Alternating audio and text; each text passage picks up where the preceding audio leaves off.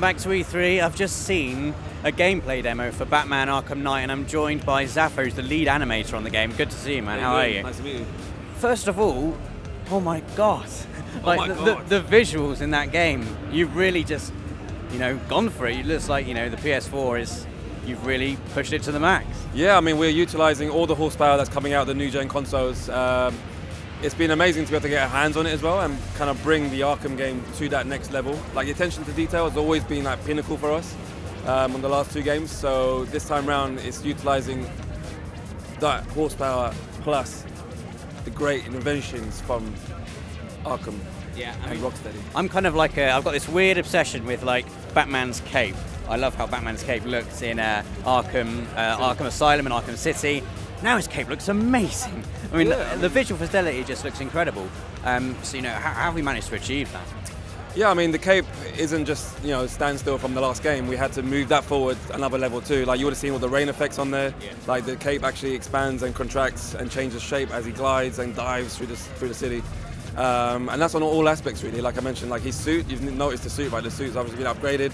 It's all armored, articulates in every possible angle. It's just amazing. So it's been beautiful. And it seems that with every Arkham game, the world seems to get bigger and bigger. We had Arkham Asylum, which was very focused. Arkham, City expanded it, and now you've got full playable open world Gotham City. How much of a challenge has it been to create not just the size of the city, but keep the level of detail that the Arkham games are so well known for in such a big world? Yeah, well, the art team have really had their work cut out. They've been working since day one. They're still grinding back in London in the offices, so there's a lot to do. The game world is 5 times bigger than Arkham City was, which is 20 times bigger than Arkham Asylum. I mean, can you even imagine that? That's crazy, right? But we're going for it, We've been bold, we've been big. We've got the car in there, obviously, that to help you get around that massive game world space. And like I said before, the attention to detail is the key element there. Like, we're doing that on every street corner, every nook and cranny. Like, it has to maintain that high visual element. Can we still expect to see the level of kind of side quest, or not maybe just side quest, but the environment telling a story as it did in Arkham City? You'll find little nods to the comic books. You'll find nods to DC lore all over the place. Really hardcore Batman fans, they're going to find those kind of nods all around the place, like we had before. Yeah, I mean, most definitely. I mean, we're massive Batman fans back in the office, so for us, implanting that stuff is very crucial and critical as well. It's been a joy to do it, really. Like, we've had the whole of Gotham City to play with this time round. There's a lot to see in there. I just don't want to give too many spoilers away or anything away, really, at this point. You mentioned the Batmobile, and I'll ask you about that in a sec, but obviously with the bigger city comes new challenges for Batman in terms of traversing the city, and we saw in the demo just then he's got a few new moves to get around the place more effectively. Can you just tell us about those briefly? Yeah, I mean, Batman's new suit allows him to kind of glide a lot further. He can move a lot faster in and around grates. He's got new functionality like fear takedowns, where he can take on 3 armed thugs in very quick succession. He's an old man, but he can move very quickly. There's a lot of new gadgets that are coming on board as well. You've got the return of the explosive gel, Batarang, and all the usual suspects, but obviously the new arsenal behind him. What else we're talking about? New chain grappling, so you can kind of make most of that space, of the vertical space that we've got, because the lateral space obviously is a lot bigger, like I've mentioned already. It's going to be very exciting for people to get their hands on it and glide, across the city and take in all that beautiful vista. And we're finally getting to play. Every Batman fan's dream gets to play with the Batmobile, get to drive around in the Batmobile. Could you briefly tell us, what you get to do in the Batmobile? You've got pursuit mode and combat mode, but explain how those things work.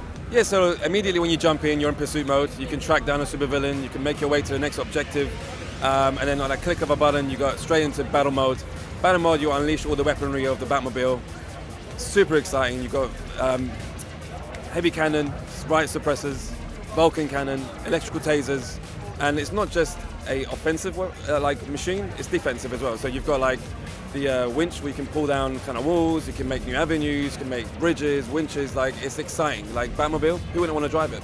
And we also saw some examples of Batman combining his skills with the Batmobile in both combat and in traversal. There was a bit where it accelerated forward and you were able to use the momentum of the Batmobile to propel yourself forward and traverse the city. Yeah, I mean, the seamless kind of attitude that we've got between Batman and the car is united. It's about bringing the man and machine together, seamlessly jumping in, going to the next objective, blasting out, using the momentum of the car, going into a dive bomb, taking out some thugs, going into combat and using the car in combat as well. So you punch a guy up into the air and then the riot suppressor smashes a rubber bullet right into the guy's face.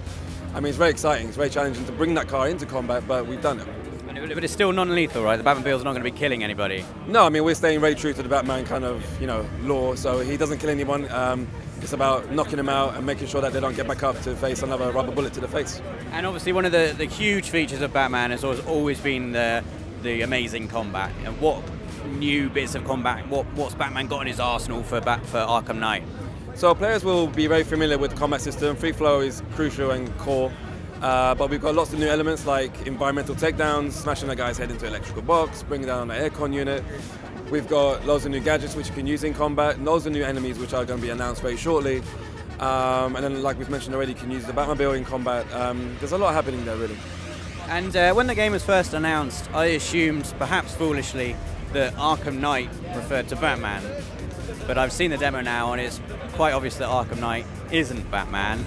It's this mysterious, masked figure who kind of dresses a bit like Batman, but what's going on there? He's like a darker reflection of Batman. He's a guy that's got his own vendetta. He wants to kill him, he wants to take him out, he wants to take charge, he wants Gotham to be his. But it seems he knows Batman inside out. He mentioned, don't shoot him in the big plate on the front because that's really strong. Aim here, here, here. He seems to know a lot about Batman's armor and how he operates. Yeah, I mean, he's a guy that's done his homework. He doesn't want to face the big Batman without knowing what he's coming across. So yeah, that's why he kind of mirrored himself in a darker kind of attitude. He's got the cowl, he's got the ears, but he's bringing a massive military force into Gotham, and that's the big kind of anticipation and kind of how is Batman going to tackle this. And like we mentioned already, he's suited up, armored, got the car. It's an epic battle just waiting to happen.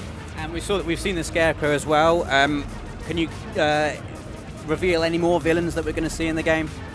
People will come across lots of new villains, but the ones we're announcing are, I think, people like Two-Face, Penguin, Riddler, Harley Quinn, Commissioner Gordon, Oracle, which are there to help Batman because he needs all the friends he can get.